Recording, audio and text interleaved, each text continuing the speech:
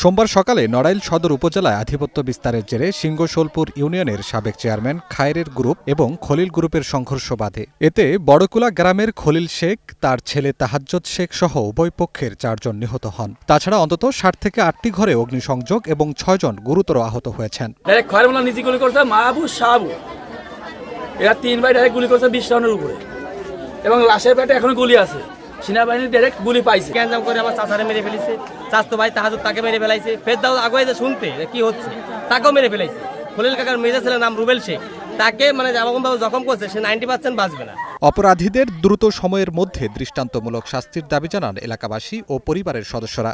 আমার এই ছোট ছোট ছোয়াল মেয়ে নিয়ে এতিম হয়ে গেলাম, এর জন্য বিচার চাই আমরা বিচার চাই। বিচার মানে একে যে বিলি মারিছে এটা মারা ঠিক না, এটা সুস্থ বিচার আমরা চাই। প্রশাসনের লোকের কাছে আমাদের জেলায় যত ওসিডিসি আছে সবার একটাই আবেদন, কেস ছাড়া আজকে দিনের মধ্যে ফাঁসি চাই। অপরাধী যেই হোক না কেন ছাড় দেওয়া হবে না। জড়িতদের ধরতে অভিযান চলছে বলে জানিয়েছে পুলিশ। যারা এই ন্যাক্কারজনক ঘটনার সাথে জড়িত তাদের প্রত্যেককে আমরা গ্রেফতার করব এবং আইনের আওতায় আনব।